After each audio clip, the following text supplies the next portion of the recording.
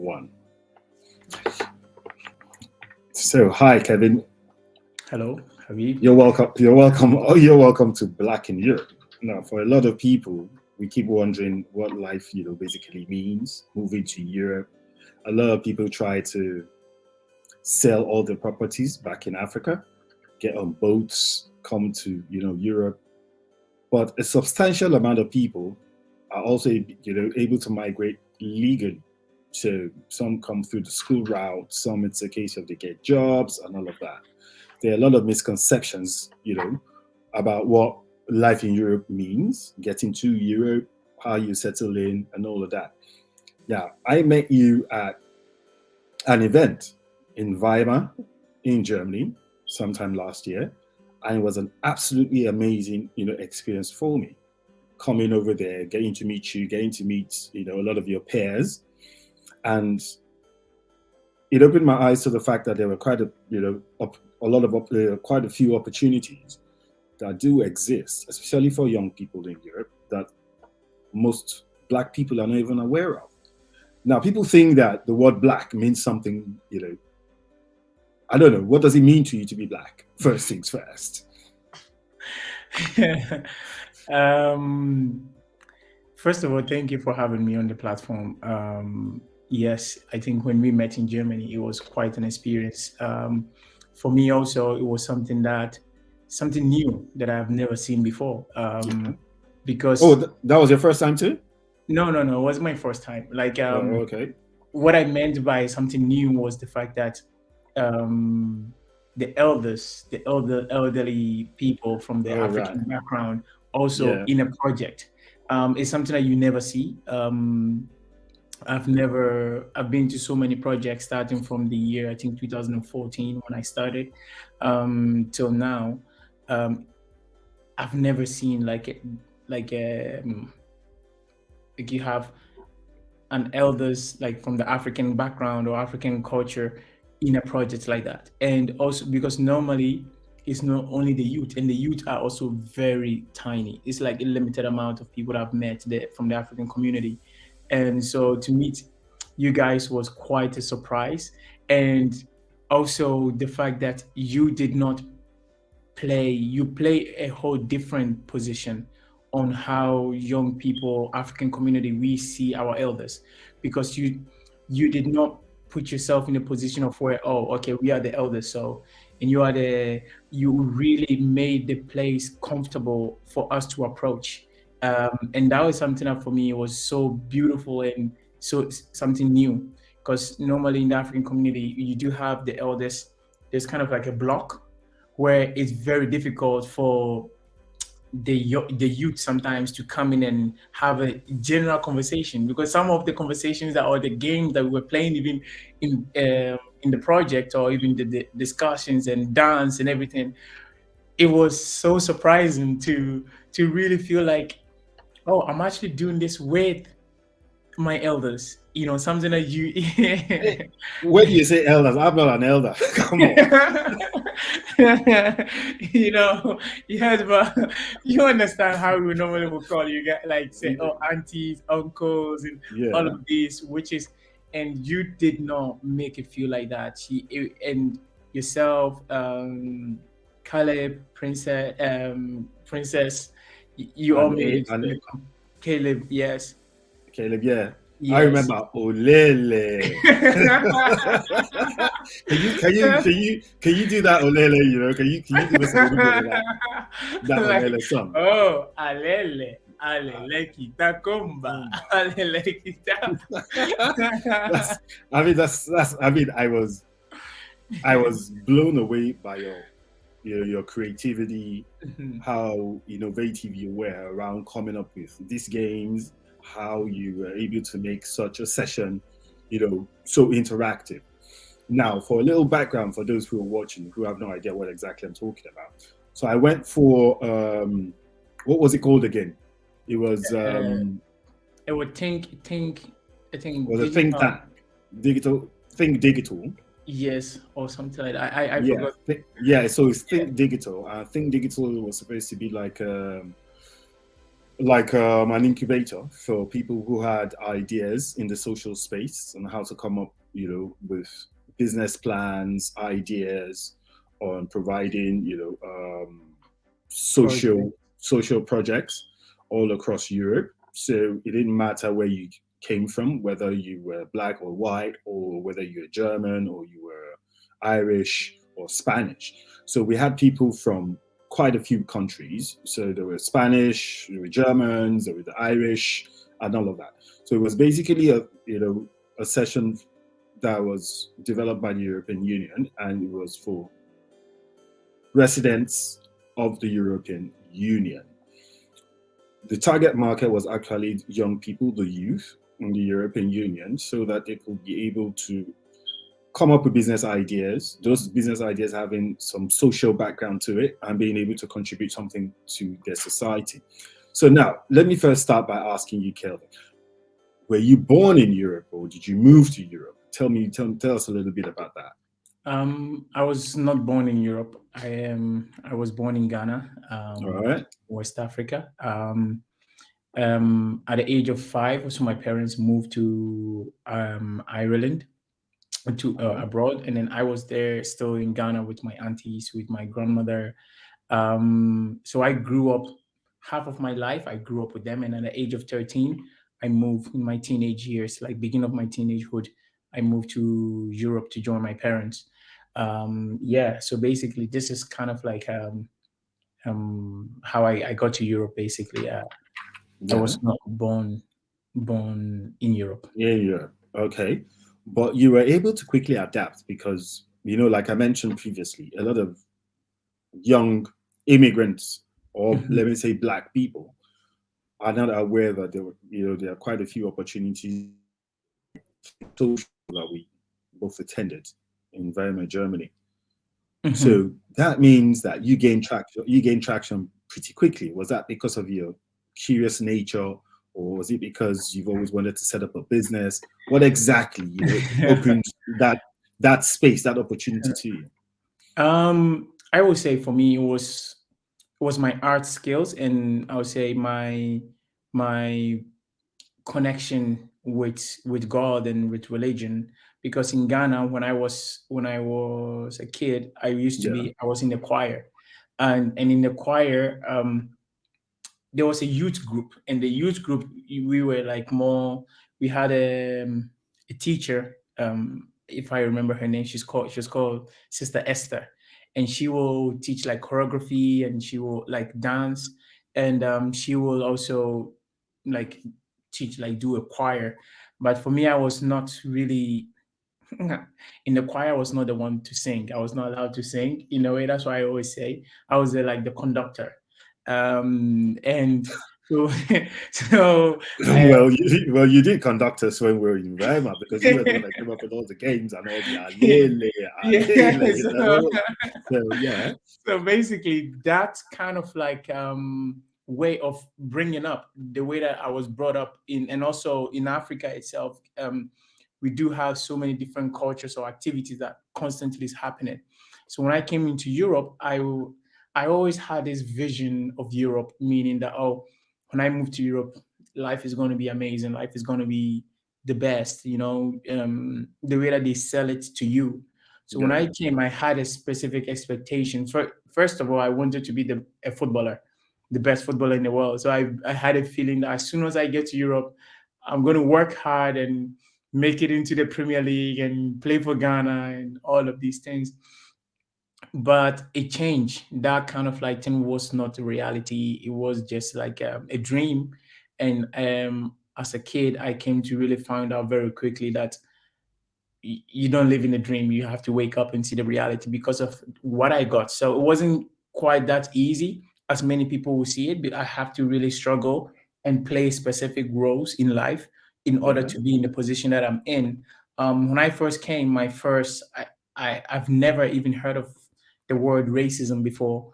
It was not in my vocabularies, until I went to school. And then people started calling you names, and some people will come and ask, "Oh, is it because you guys sleep on trees?"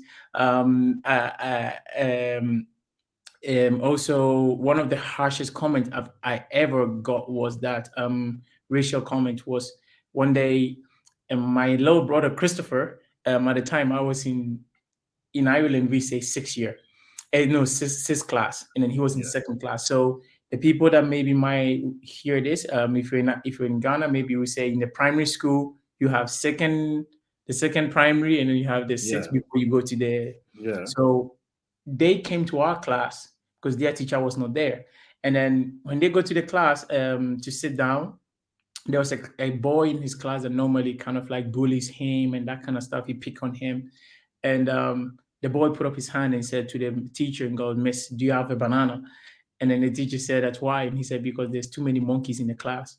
And Oh wow. the teacher did not say anything. The teacher looked at me. The whole class was quiet. Like his friends were laughing, of course, but and I went home, asked my mother, "Why are people calling me bastards? Why are people calling me all of these names?" And laughing at me when I'm even coming. I had no clue. And then I was told that they're being racist. So that was the first time I heard that. And then when I heard it, it was just kind of like not a good feeling, Yeah. So that kind of like changed my mentality in a way, because before I wanted to, it was bringing anger. And because a place that I saw was like a safe haven, and is now actually like a place where I didn't even want to be in. And but as time went on, we changed location, and we went to an environment where there was more black people, because at the area where we were, there was not a lot of black people. And by seeing that changed also, because then I saw that, okay, there's a community that I can relate to a little bit. And I decided to realize, okay, very young age, and not everyone, some people don't know, and some people know. Some people don't know, maybe, and that's why they ask you questions. But some people are just being racist. So I'd rather either to put myself in a position in life to stay angry, or to be in a position of where to educate. And the only way that I wanted to educate that, and I can do that best, is through my art, my creativity, which was dance. And spoken word came in later on. So these are the kind of things that it pushed me in the society to be in a place where I am now. Because very young age, I kind of like saw that I want to be an educator, um, rather than kind of like maybe holding a grudge. And this is basically why I am here, or why maybe I would say that it wasn't that easy. Maybe I adapted quickly. It wasn't I adapted quickly. I changed my mind quickly. That is the kind of like the key thing on this one. Like most young people that came here before me, came to Ireland before me, um, they still have resentment, but because they have not changed their mind. But in Mhm. life, if you change your mind, and see it from a different angle rather than one tunnel, then there are opportunities there, and you are definitely going to see the opportunities. And so this is what I would say about the what you mentioned, what you stated. No, that's pretty amazing. I mean, come to think of it. So, how old were you when you had this first experience with racism? I was 13 going 14 when this racial abuse started. Yeah. And then that was when I was in Donegal in the north of Ireland. And then we moved to the kind of like County Louth. So I don't know, I think Dublin is west or east. I don't know, but Yeah. um, Dublin's in the east. Yeah. in the east, so it's closer, County Louth. And then that area was where it became a bit better. Even though there was still feel a bit of racism, but it was not an extreme. It was more macro racism rather than um, strong, like big or racism, which is like people will say certain things that oh, it's a joke, but it wasn't kind of like a joke. These kind of Yeah. forms was happening there. And then in Dublin, also Dublin, I did encounter like Dublin. There are sometimes, I think 2016, 17, I have been in positions. Of course, you do get the usual N word Yeah. and go back to your country and all of that. But there was a time where people literally in just beside my house. I'll be walking home from work, like after going to like the refugee asylum seekers center Yeah. to teach young people, and I'll be coming home with my brothers and sisters. You have people riding motorbikes and want to ride it, like hit you with a motorbike. Hmm. There are sometimes I've come alone, walking alone on that same area, and a gun has pointed at me before. In Yes, Ireland. in Ireland, it was quite. Was it a toy gun or an actual gun? Um, that is the thing that I will know because I I was mean, literally walking. I was literally, but I was literally walking in that house. Normally in that area, police operate in that area, yeah. and the same young people that will be on the motorbikes that tried the last time is the same people. So I was basically just walking by, and then that one kid came out of his door and then point the gun like this. So in a distance, for me, I Wow. do not see if it is a toy gun or but all I saw is a gun. So it could be a toy gun that No, yeah, I or mean that was actually meant to be a joke because oh who was gonna wait around to find out whether it was a toy gun or a yeah. real gun? So I was literally just standing there. I remember that day. I was in a way I stood and I was looking at him, but he was more in a distance. So I was looking at him and I was like, okay, God, please, I hope this is not something. And Wow. So yes, I've yes, I've yes. never I've never heard I've never heard of this level of racism. In Mhm. when I say Western Europe to me basically is the UK, Ireland, and all that because people in this particular area, these islands, so the British Mhm. Isles and all of that, are a bit more docile when it comes to the racism. The racism is more passive than Mhm. overtly being aggressive, and all of that. So I've never heard this intense level that you just mentioned, before. Yeah. Either the one of in class or, somebody actually pointing a gun. Now, I've heard different types of stories when it comes to racism. I've had my own fair share Yeah. of, experiencing it. But I've always come from a background where I had a lot of exposure growing up. I traveled a lot as a kid. My parents, loved to travel and all of that. So I got to meet different types of people, and experience different types of stuff. But growing up, it never truly occurred to me that that's what it was, racism, quote unquote. I just thought that where I come from, you have nasty people. So anywhere you're going to go in the world, you will meet nasty people. So people will be nasty for different reasons. So racism probably was just another form of people being nasty and not that it was actually meant to be a direct affront of yourself. So that was the mindset that I had growing up until I actually moved to Europe about roughly 10 years ago. And for the first year or two, nothing really happened. And then somewhere along the line, I got on a tram. I was going from Dublin city centre to Drimnagh.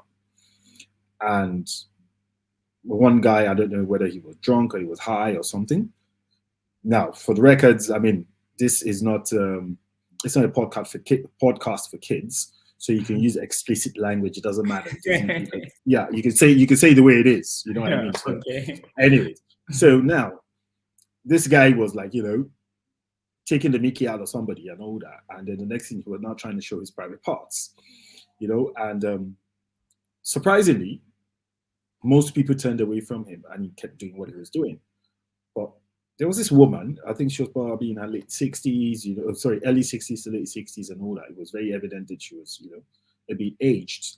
And she looked at him and she said something, in broke Irish. I can't remember what it was because I don't speak, I don't speak, is it Irish or Celtic, whatever. So I don't speak it, but basically she said something to him and then he responded and then she looked at me and said, even if you brought out the wheelie, nobody was going to know that was a wheelie. Probably too small for people to notice. Kind of. And I was like, oh my god, did she just say that? So for me, it ended up being something to laugh over. But I can't imagine the person that it was actually directed at. What type of trauma the woman would have felt. She was a young lady, so I'm not sure what her age was, but she was young, and she was African, or should I say she was black. So when they say somebody is black, it doesn't necessarily mean the person is African. Of So course. person could be from the Caribbeans and all that, even though we all have our backgrounds coming from Africa. So I can't imagine what kind of trauma she must have gone through. What kind of trauma did you think you experienced when all of these happened to yourself? Um, you see, sometimes when racism for me or these kind of like act from individuals, Yeah. when it's so frequent, Mm-hmm. for us, when it's very frequent, Yeah. it becomes a norm. It becomes something that you it's like a daily life. It's like if it's like walking on the street and somebody saying hello, or somebody seeing a car, constant. It's just okay, it's just a car. So most black people, or if I won't say maybe most, but some Yeah. black people will not see the way you find ways to deal with it, so you don't think you are having trauma, because it has become so like a norm that you don't think of the effect that is having on you daily. Like, but it does have stress, it does have mental health issues on you, because you do think about it when you walk on the street, and then somebody see you, maybe you will be walking like this direction, another person will be, as soon as they see you, they'll cross the road, Yeah. and will have mental health issues on you, or you start to be thinking, why, is this something, and then that overthinking causes stress, and you also go on in the car or maybe in the bus, and then some people move their bag, and then you're also thinking about yourself, oh, okay, yeah, because I'm black, and then you're going all over, but Yeah. we do not think that it's a trauma. It's because things that we have gone through it, and it's affecting us. This trauma is things that you have gone through that is affecting you, that's causing a very mental or physical effect on you. But we don't see it like that, because it's something that we have grown to get used to it. Normally, when these things happens, black people, we are not really good at going to therapy. To Therapy. I mean, I mean, that's an alien word, basically, because you know we grew up, or we come from backgrounds where hard things happen, yeah. and you don't really get to know that those things are really hard until you actually step outside of the box. For a Mhm. lot of people, being in that box, you don't realize what it is that you're going through on a day-to-day basis. Basis, excuse me. You see people, exploding in each other's faces, and you just think, oh, he's just angry, or something. Yeah. Or people walk past, seeing two people going at each other, and they don't bother. You'll see a much older person beating a kid and beating the kid to like near comatose, status. And people will just be like, no, leave the child, kind of stuff. But nobody really takes it that seriously, because they look at it like the mixed, adage of spare Mhm. the rod and spoil the child, or it's a case of you are actually beating the child simply because you are able to. So things get, the bloodlines when it comes to that, Yeah. simply because we have lived by that spare the rod, spoil the child kind of scenario. So there are a lot of things that people would say are trauma, and we as black people will wonder, hmm, trauma, what's that? Yeah. Whereas in actual fact, we do suffer a lot of trauma. So for a lot of black people, excuse me, they will actually be going through the imposter syndrome simply because of what they've gone through. So applying for a job that you do know that you're qualified for could become a problem simply because you're not sure that you deserve to have that type of job, even though you've gone through the educational process, you've gotten the certifications, you've gotten degrees and all of that. You still hold back. You're still wondering, can I do it? Can I handle it? Kind of thing. So you probably are not able to achieve your full potential based on that, or those traumatic experiences that you've gone through. Now, Mhm. you told me something amazing about yourself, about how you were able to quickly overcome it. Do you think your parents were, instrumental to you being able to quickly surmount, the trauma, or was it just a case of you sat back, you looked at yourself, and you said to yourself, you know what, I'm bigger and better than this? Um, I would say, you see, like for me, I did not even identify that I was going through trauma. It's just that for me, or even it did not come into my mind that these things that I was going through was called even trauma. It was something that when I even approached and I told my mother about this, my mother said, "Don't worry, don't mind them." You know, and normally for us Black people, we because majority of us are from a religious background, Yeah, we tend to use religion as a way to to kind of like look on the other side. yeah, So that played a big role in my life, being able to kind of like to see that, okay, let me this is what I want to use to also support me to change my way of how I see things or I deal with things. So in, like, for example, the Bible says we should forgive those, we should forgive people.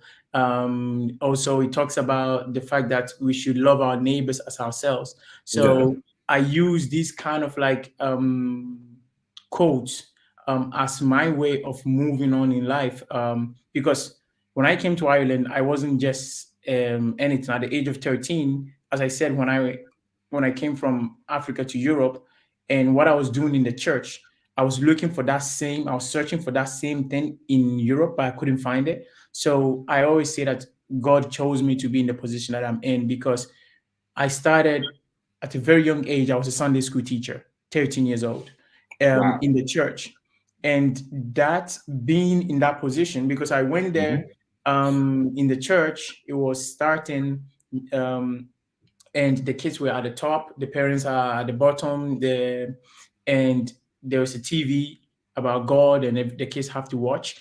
And the way that I was brought up in Ghana, in Africa, Sunday school, they show us how to read the Bible. They tell us how Bible stories about God and everything. So for one day, I just went there and I picked up the Bible, and then I started talking, yeah, speaking, and then all the kids started listening. And what I decided to do was that incorporating dance. So I started to also put on music and showing them the dance that I was doing in Ghana to the kids in the Sunday school. So these by becoming a Sunday school teacher early and growing, I also had always had the word of God also in my mind, yeah, and how I'm going to move on in life. So this, when it comes to trauma, I would say that I had it, but I did not focus more on it because I was using the word of God to overcome that, in a sense of, Kelvin, it's okay. God is good. God is that. Calm down. The Lord is in control. All of these, always using that as my way of therapy for myself. Of course, my parents would talk to me and tell me that, okay, in certain situations, do you know what, Kelvin, don't even look there, move forward, yeah, don't engage. They will advise you about not to engage when these encounters happen, because it could bring other things on you. But in a way, parents will speak, but it's all down to you, the individual, on how you are going to approach. You can go to therapy session for 10 good years, but and the therapist can, or psychologist can tell you so many things, but at the end of the day, it's down to you, the individual, to change their mind and go, this is the direction I want to go. So for me, yes, my parents did have an influence, but it was all down to me and also my upbringing. I keep on saying, really took a big role in the way that I was able to, maybe now I would say, overcome. And there sometimes you do remember things, like there's a lot of experience that I had when I was in Germany. Second time I went to Germany, I was seen as a terrorist in Germany. what part of Germany was that? In Berlin. I was viewed as a terrorist in Berlin. I was held for 12 hours in the airport. They shut down the whole side of the airport that I was. They closed the whole airport down. Um, people were missing their flights. They thought I had a bomb in a Bluetooth speaker. Yes, yes, and What led to all of that? I was going to this youth exchanges, the kind of the one that we just did in December. So I was now getting more into youth work and European project and Yeah, social project, and really giving myself. And around this time I was volunteering to really make a change as a yeah, young person, and to cement myself in Europe, and in a way of to become a youth leader. yeah. So we're going on a project in Georgia, and I used to have a Bluetooth speaker that my mother got it for me for Christmas actually, and I use this Bluetooth speaker to teach the young people in a refugee camp in Ireland. We call it the Direct Provision Center, to teach them dance and everything. Did you So ever this go through? Did you ever go through the direct provision? no, for myself, Oh, no. okay. Yeah. All right. Okay. No, but I Yes. was working there. I was working with them for 3 years, teaching the kids dance, taking them to competitions, with the same speakers that I use. So when we were going, we were told that, oh, does anybody have Bluetooth speaker? Because we like to do a flash mob in Georgia. And I was, oh, I actually have one. I can bring it to the project. So we went through Irish security with this Bluetooth speaker. Ireland, everything was fine. We got to Berlin. We had like more hours to spend. So I was playing this music through this Bluetooth speaker.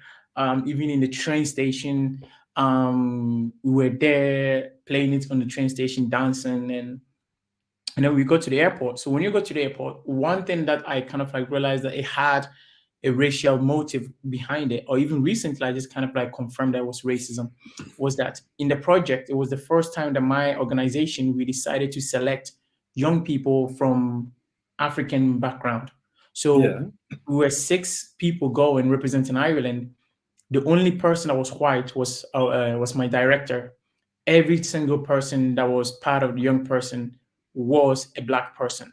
Wow. And when we got there to the checkpoint, check-in, put our bags and the security part, I put the Bluetooth there. I have nothing problem with it.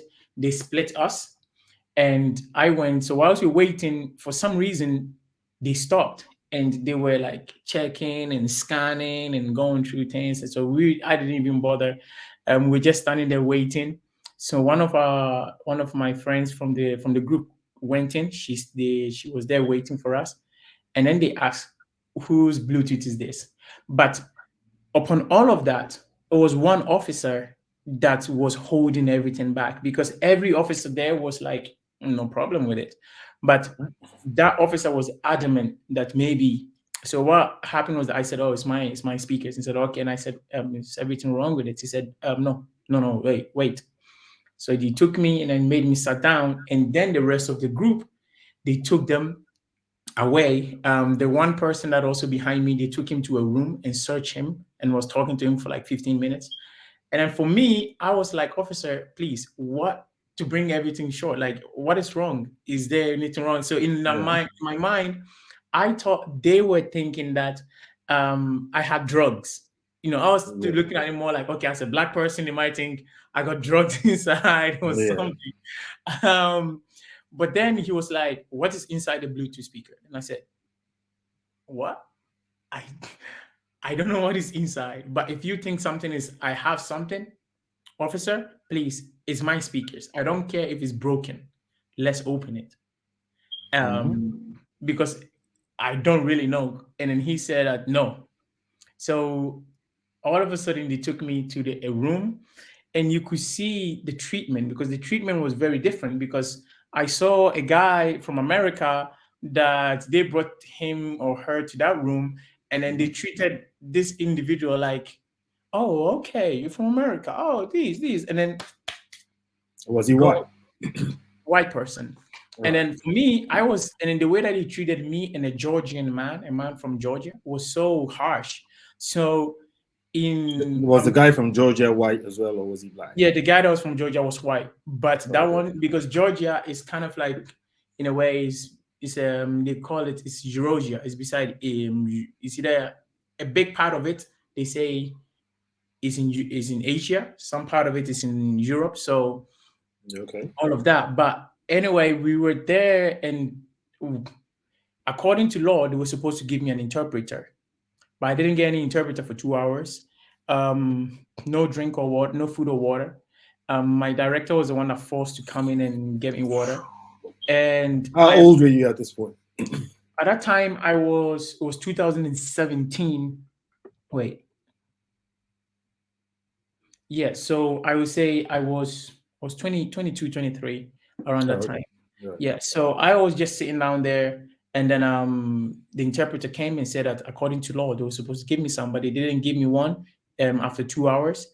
And one officer came and said, "What have you done so big that this officer is making us call in the bomb squad?"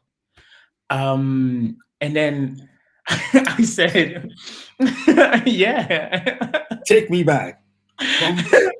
Are you kidding me? Yeah. And my flight was supposed to take off at 6 o'clock in the morning. At 12 o'clock, I was sitting down there, and then all of a sudden they said, "Okay, we are going to move you out of this space." And you see the chief bomb squad had his suit on, and they taking him and took him to the space, and they shut down that whole part of the airport. And then to cut long story short, they came back. I said to the inspector, the chief inspector of the bomb squad, came, and I said, "Sir, is everything okay?" And then he said that they didn't see nothing wrong. That is a bomb, and if it was down to him, he would let me go because he doesn't see anything wrong here. And but sometimes I felt that it's difficult for people to swallow their pride. I would say so Yeah. sometimes. Yeah. So instead of maybe for them to, "Oh, we were wrong, we were trying to do our work, we saw that something was," they didn't. So they changed the narrative, saying that, "Oh, I was bringing something that looks like a bomb. I put something that looks like a bomb inside the speakers to take it to the plane and cause chaos." And all of this, I came to find out that the reason why they were accusing me of maybe trying to be like a terrorist or whatever was because I went to Lebanon. And I went to Lebanon also to do social work. I went to Lebanon to also work with for 3 weeks to work with young people in refugee camps and to teach them football, to teach them dance, um, to really give myself to society and to the world. And for them to also, for me to accuse me based on the fact that I went to Lebanon, and also to put a stamp on the people of Lebanon to think that, oh, everybody that goes there or from there or have this kind of mindset was Yeah. mind-boggling. And it was, in a way, it was labeling. And I was actually going to Georgia to do a project about labels, why we shouldn't label people based on their appearance or based on who they are or based on. Yeah. So at the end of the day, for 12 hours, it took my director, who the Irish embassy couldn't do nothing because they said to me that they cannot come into this case unless I am arrested, but I'm not arrested, I'm detained. And they couldn't, they What said does they that couldn't, what does that even mean? because they said you can only say something when I'm arrested, but I'm not arrested. So my director, I remember she was the one that's alone in the airport, and I really, this is one of the things that makes me was so proud to be part of this organization, even though she was not Irish, but I met her and she worked with National Youth Council of Ireland, and it made me realize, okay, start changing my mindset on how I see myself as Irish citizen, or started calling myself Afro-Irish, because she alone were protesting in the airport for me, for my release, because they had no evidence, they had nothing. They took my laptop, they took my phone, credit card. They broke so many rules, because they said to me, "Do I need a?" I could have asked for a lawyer, because they said, "Oh, but I was told, my interpreter said to me, if you ask for a lawyer, then it's going to be way longer and bigger case. Um, so I took her advice, but they broke a law by not even, because I said, I would like to call, I would like to call my mother, because basically the speakers that you're asking, she's the one that bought it for me. And as a proof, we can call. In a way, if I'm not arrested, I am kind of like open for a phone call, but I was denied for that. But at the end of that, I just told them that when they were letting me go, they said, is there anything I have to say? And for me, the only thing I have to say was, I just said, thank you so much for making me see that the reason why I do my work, meaning that, and also for me too, I'm very happy to see that, proud to see that you are doing your work very good to really keep people safe. You're going to every single detail to make sure that the airport is safe and the people is safe. I appreciate that and thank you. And he was shocked for me. He was shocked to hear that response after this treatment. Like, I was in a room where they stripped me completely naked. They were checking my neck, the shirt, to see if I have Yeah. wires inside. And so all of these treatment for me, it is something that I have experienced. And in a way, you do kind of before the investigation and everything finished, 3 months later, they brought everything back. They gave me the speakers, even the thing that they thought was a bomb, they brought it also. And they said to me they cannot give me any compensation. The only compensation they can give me was um buying the speakers. And the speakers, according to them, they think it's 25 euros. So if I want to claim that, I should fill in all of these bureaucracy forms and all of that. I just kind of like left it. So these are things that I always say to people, that it has not been easy for me to be in this position, but at the same time, I see that every experience is open the space for learning. And of course, these traumas and things, these are things that as a young person, when you encounter them so early, it sticks in your mind. It could either break you or make you. It nearly broke me. It nearly made me decided to stop, because that same period, I came out of a very hard breakup, and also my second mother that took care of me when my parents were in Europe when I was a kid. She passed away that same year, Oh that same wow. period, and my grandmother also that same time, that same period. So it's like I feel like everything that I love was being stripped away from me. I'm doing good for humanity, but I'm seen as a terrorist. My grandmother and my second mother that I really loved and adore, who raised me to be the kind of person that I am, they have also passed away. The person that I really kind of like loved, also we broke up. So I'm like, okay, like it's like the whole negative things happening at the same time, and it nearly broke me. But again, it also took friends and the people that you meet in this world that brought me back, kind of like up. So you do have these traumas, that these things that you go through, but again, it's all about the mindset.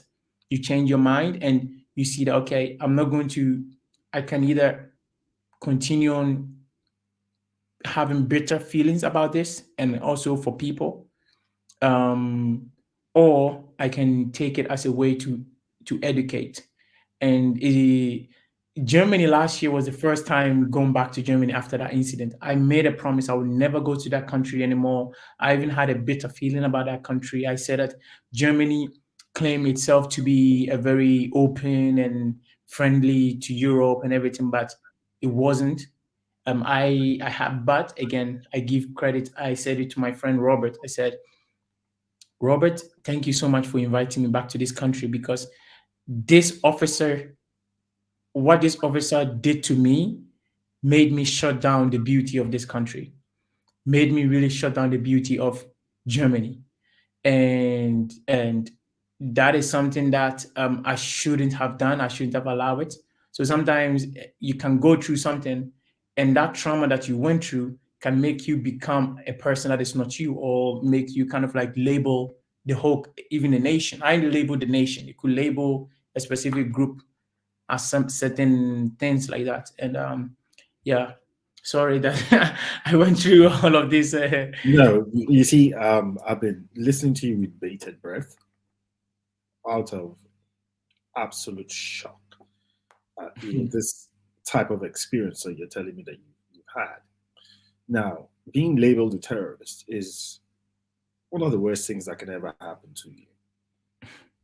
I don't care, how anybody sees it. I don't care what anybody feels about it. But you don't take that level of accusation and throw at somebody without being really sure of what it is that you're actually doing. Now, I've had different types of experiences, like I mentioned to you previously, and all that. I've had an experience, excuse me, with the border control here in the UK before, and this happened the first time, and then the second time, another one happened. I was like, come on, what exactly does this mean? But at the end of the day, what happened was that I had the first bad experience, and then I had several good experiences, and then I now had this bad one again, right? But this both times that I had, you know, the bad experiences, I still stood up for myself because I was like, what exactly are you trying to do? What do you mean? Now, there's this thing about you being a black person and you speaking up. You speaking up means you are being aggressive. But a white person does the same thing and is not termed aggressive. The white person is looked at as being upset. You know what I mean? So the most recent example that I had, ironically, happened in the same Germany. We met in Germany, and when we left you guys, and I got to the airport, and all that, they canceled the flight. We were already on board, and all that. It was Lufthansa. I'm still going to sue them. I'm still working on that. Now, oh yeah, I have absolutely no reason not to sue them. That's the truth of it. But anyways, that sides. Now, we got to the airport, we got onto the flight, and then they canceled the flight while we were on board. I've never had that type of experience before, so I was just shocked. I was like, okay, all right. So we got off the aircraft. Everybody was like, okay, so what do we do? This was about, 10:30, 11 at night. And we're now like, okay, so you have to give us hotels and all of that, that we're going to sleep, transportation to the hotels, all the normal things that an airline should do. Unfortunately, they couldn't provide any of that.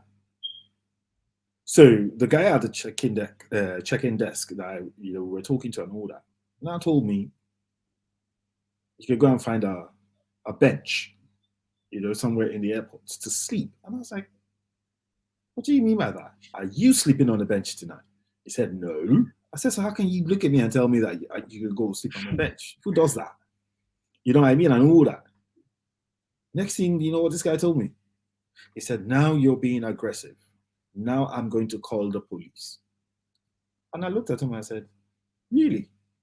Okay. It will be my pleasure for you to actually call the police. And then you can tell the police what's going on here. So he did call the police. So 2 police officers came.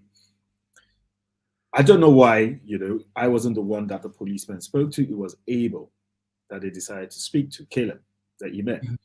So it was a case of they spoke to him and all that, and he was explaining what was going on to them. I was recording on my phone.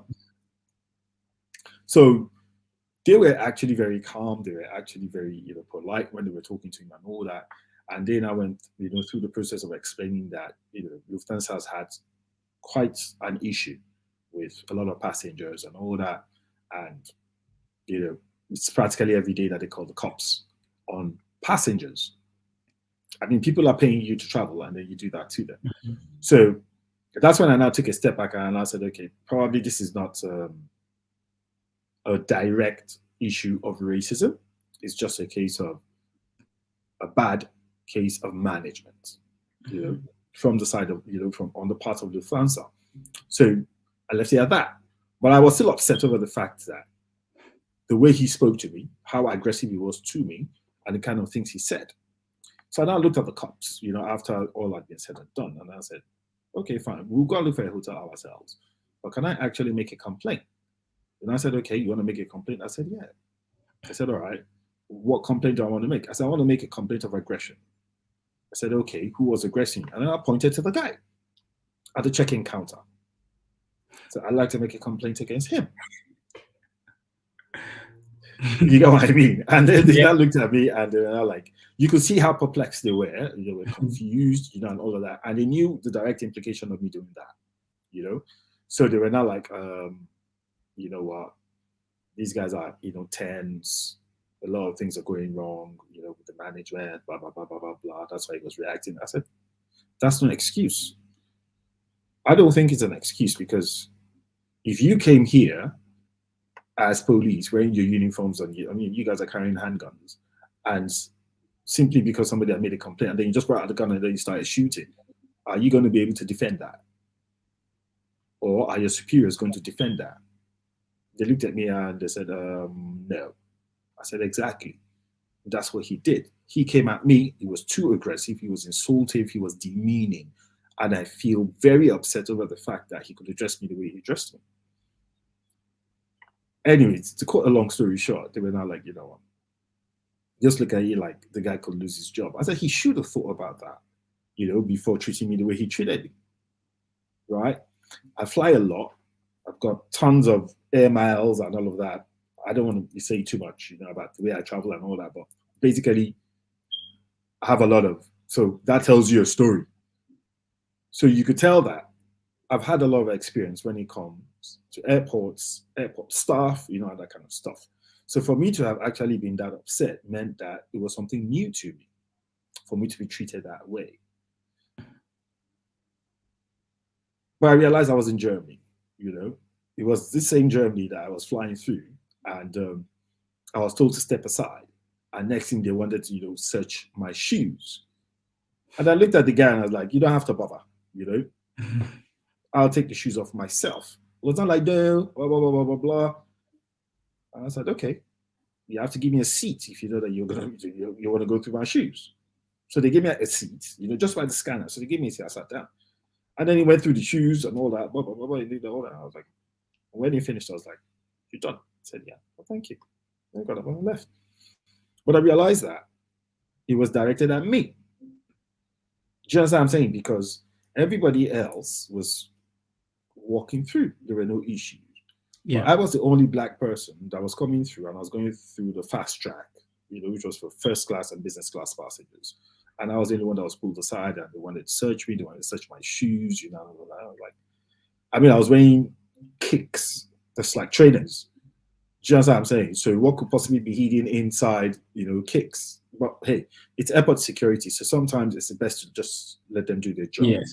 You know what I mean? Yeah. So I didn't see it as a big deal, even though I understood precisely where they were coming from and what it meant. Mm-hmm.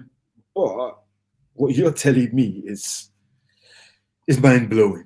No, it's quite. I think from what you experience is like the ending of your own. I did at the end of my own, after releasing, and I have to go the same treatment. They call it the red list. So for me, what he said to me that they red listed me, meaning that until the investigation is over, I can still fly to Germany, but if I get to Germany, because I'm red listed, I will be double search or maybe triple search. Yeah. Even if the security check me, I move to another point, they will stop me, check me, and before even I go to the plane, they can check me. And even maybe if I'm sitting down in the plane, they'll come and double check me.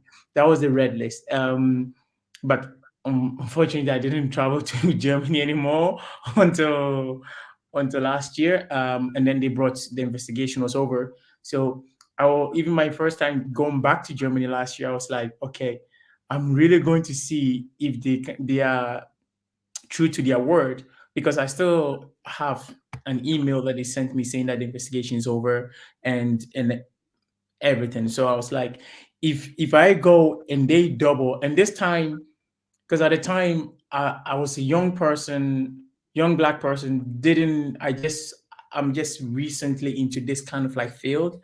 I am volunteering. I wasn't working. Like, to be honest, I didn't have money. All I just saw was that if I will be able to get opportunity to go to even travel to see other parts of the world, I need Yeah. to work and get money. But this is a project, Erasmus project, that gives space for young people to travel, accommodation, food, everything is all taken care of.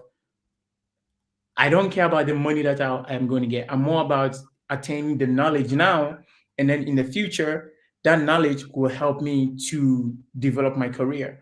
So around that, going back this time, I was more like, okay, now I have the knowledge, I know my laws, I know my rights. So if they were to red list me, I would definitely kind of like say my rights and maybe sue if I'm to go into that direction. So I totally understand what the treatment that it kind of like you went through. And it was just recently that at the time I thought that, okay, the police were doing their job. But now I am, because I'm doing a project. I wrote a project called Bridges Not Walls, and the Bridges Not Walls project is right now it's a 4 year running, and the fourth year is called Bridges Not Walls: Reducing Inequalities, Race, and Origin. Yeah. And I'm doing it. It's going to happen in Germany. So I was learning. I was yeah. Yeah. Okay. And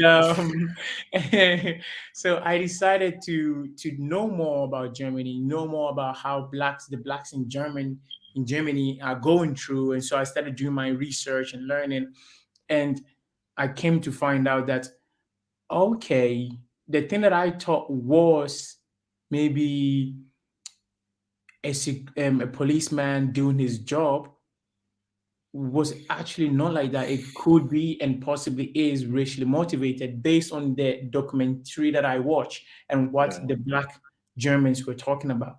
Then made me realize, okay, it's actually racially motivated rather than this context. So I totally basically on agree and understand what you were saying. Well, I'm going to be going on a journey, through Europe, both Mhm. virtually and physically, interviewing people and talking about, being black in Europe and exactly Mhm. what it means to each and every person. I know it means different things to different people. Yeah. Like I mentioned previously. I know for some people it's a massive, massive world of opportunity. For some people, it's taking them to places where they never ever thought they would go mentally, but you're not able to speak out. And like you said earlier on, therapy is something that we as Black people find a bit strange.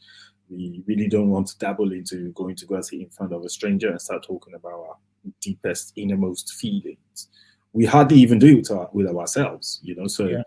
much less going to sit with a total stranger and actually having those types of deep conversations. Do you think that racism is underplayed? In which context? Like Yeah, so like I said, I mentioned earlier on, you as a black person, when you speak out, you're seen as aggressive. But the white person mhm. speaks out, they look at the person as being upset. uh Um, that is there. I think. I think for Black people, we are naturally loud, and Yeah, even yeah. when There's actually a mug, that I saw, a coffee mug that I saw, and it had an inscription on it, and it says, "I'm not loud, I'm Nigerian." yeah, so it's there, but I think it's something that most people, like people from the West, are not used to. I think this is in a way is, for me, I see it more of culture rather than race. Yeah, And some people might see it as more of because in their culture, for example, in the European culture, if somebody, of course, is screaming and shouting, they could say that, depending also, because it could also depend on the gender, you yeah, know. And the way that also not just even gender alone, the social class, so for example, if a rich person, maybe a very wealthy person, is like angry, they could say that, oh, he's upset, yeah, but make a poor person, maybe from who is the same skin color, white person from maybe, let's say, people from the traveler community should go through the same experience, they could label that person as being aggressive, you know. Right, yeah. So it's all, I believe that is a culture way, but sometimes they link it with the skin color. Um, for Black people, if we are to scream at each other or even talking on the phone with each other and kind of like shouting, "Hey, yeah, so yes, I understand, though," this, you know, somebody standing there could think, "Oh, maybe we are fighting on the phone," but we are not, you know. So I think the way that they would say that, okay, we are being aggressive, is because culturally they are not used to that, and it's not something they see. So when they see it in a play like that, they will say that, oh, we are being aggressive. Yeah. And normally, because most majority of us, because we speak from the African culture, we speak and we are very loud, the way that they see something aggressive is, and the way we see it as just normal, they will always label us kind of like, oh yes, he's been aggressive. Not even just for the Black people, even the people from the Middle Eastern countries, they are Yeah. also quite loud. Yeah. So in a way, they too are labeled, they too be labeled sometimes like that, or they are being aggressive, they're being aggressive, rather than for them to actually think that, okay, do you know what, maybe they're not being that's how culturally they are. So we shouldn't say that they are aggressive. We should even use the same term. They are upset. But unfortunately, we are not in their culture. And we are in their space, meaning we are in Europe. Yeah. So sometimes the phrase that they use, when you go to Rome, do what the Romans do, what the Romans do. Um, we cannot completely do it like that, because you have to be also real with yourself, and the things that they are not used to it, they will label it something. And unfortunately, it happens that majority of us being loud comes from either from the Middle Eastern countries or the Arab countries or the African countries. That is how I see that it's just a culture and misunderstanding. Yeah, because so I was watching a video yesterday of a Mhm. young lad somewhere here in the UK. I think it was here in London. So he was standing talking to two of his course-mates. He's a black guy, and then there were two white girls, and they were having a conversation. And the next thing was walking off, and the next thing, two traffic cops, were walking past, one male, one female, and the male one approached him and said, I need to stop and search you. And he was like, okay, can you tell me the reason why you want to stop and search me? And then he went off on the guy and said, you're being aggressive. And the guy said, how can you say I'm being aggressive simply because I asked you, which I have a right to do, why you want to search me? Anyways, next thing he calls for backup, and next thing there's like 20 policemen there. Wow. Now this guy stands his ground and is like, you know what?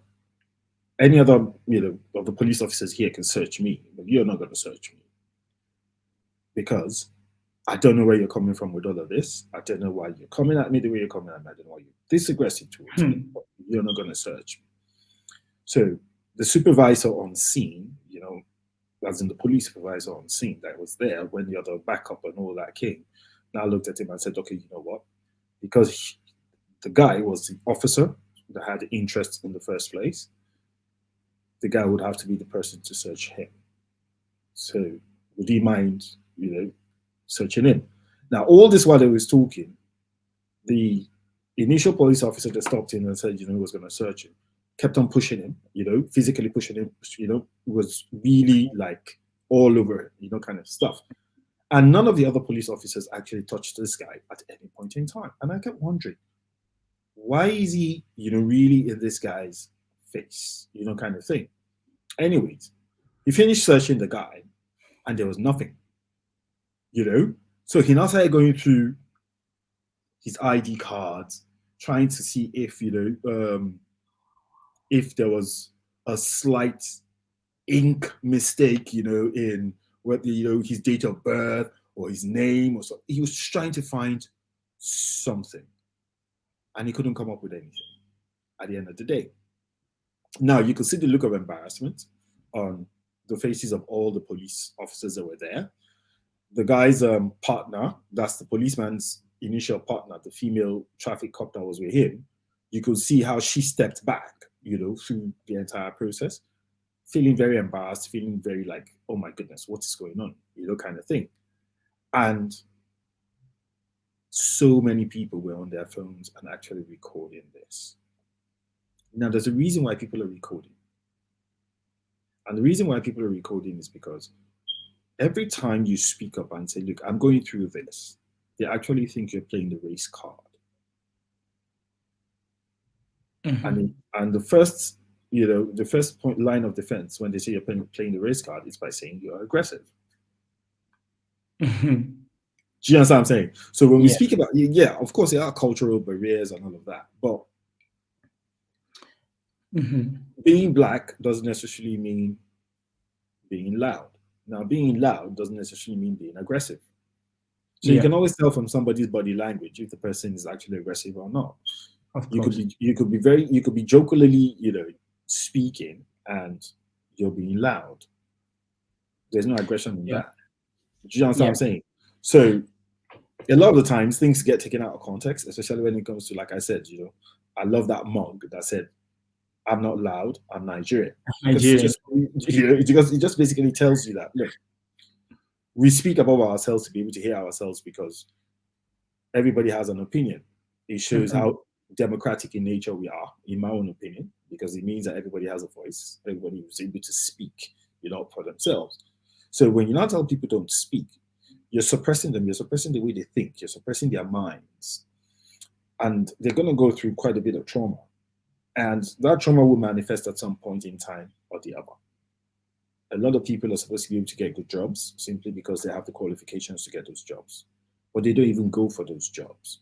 So you see a lot of people who are qualified, who've got university degrees and all that, actually being either doing low-paying jobs, basically, working in factories and all of that, simply because they can't get something, that they're qualified to do. Nepotism exists, racism exists, but at the tail end of it, there are still benefits to everything, that you pass through. So if it's a nasty experience, you're still getting the benefit of the experience for you to be able to learn something from it. If it's a good experience, it's probably going to help you grow. Right? Now, I've had a fantastic time talking to you, and this shocker that you dropped for me, it's going to be the highlight of my day, to be honest with you. It's actually going to be the highlight of this podcast session as well. And I'm sure I'm going to be having a fantastic time, for every session that I'm going to be doing on this Black in Europe, podcast. I'm sure I'm going to be hearing a lot of stories like yours that are going to actually blow my mind. But I think the maximum benefit for me is that so many other people are going to get the opportunity to actually hear the stories that different people have, but have not been able to say out, or don't have the platform to say it out for other people to actually hear them. At any point in time, if you had something that you were going to say to Black people in Europe, what would it be? So I think in the beginning you asked me like what does the term being black in Europe is. Yeah. What does it mean to you? What does it mean to me? So for me, being black in Europe is I don't normally see it more as black before. Like now, I don't see it as black. I see more as being African or being from the global south. Because as you mentioned in the before, the context of black comes from there's so many black people from different part of the world. So the black people in America, for example, in a way, in America, who we call Black Americans, they see themselves differently from African Americans. Like they call themselves African Americans, but the Africans that goes to America, they don't think that we are the same. Yeah. So the treatment between even blacks, ourselves, is completely different.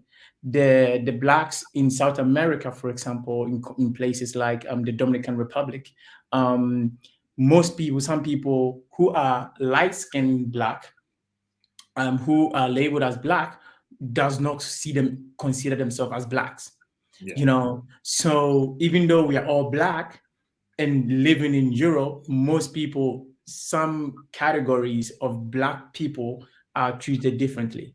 So depending on where they are coming from, if somebody in Spain here, most people, the treatment that I get sometimes when I go out and I speak English, I get good treatment than somebody that came from Africa that is speaking Spanish. Right.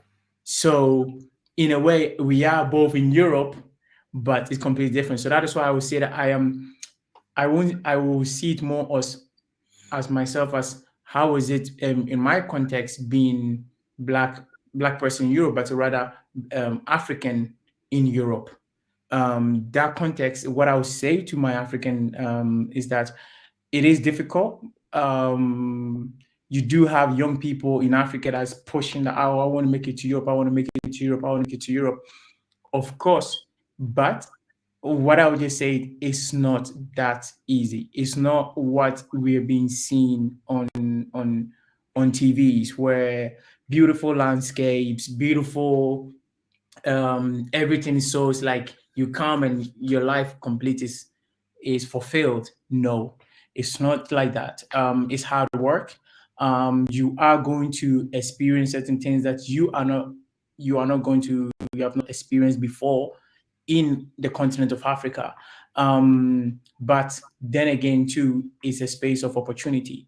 What I would just say is that don't, of course, your skin color plays a role in how in the environment that you are living in, and also your background where you come from plays a Yeah. role.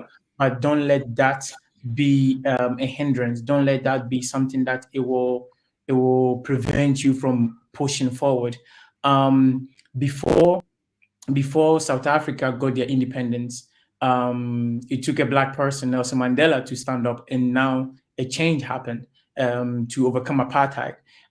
It took people like people like Martin Luther King, Yeah. Malcolm X, to stand up to fight against racial inequalities, even though they knew themselves that they were black, but they didn't let that be a problem to stand in front of them too. So if you think that you are coming to Europe to better your life and to seek, please do.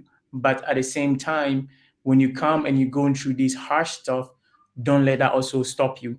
For me, I have been through quite a lot of harsh things, but I've chosen not to let that be the standing block, because once that becomes the standing block, I cannot move forward. Another thing that I would just say is that also, please, the young people, especially for young people like myself or coming up, um, always remember where you come from. Always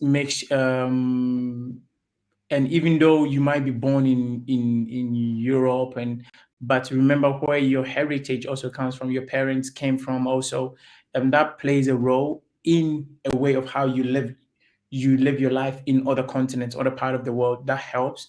Do research, learn, Yeah. because I always say that lack of knowledge, people perish, and Oh that yeah. is really true. Because if you don't learn your history by yourself, you'll be told a history that you do not that does not include you.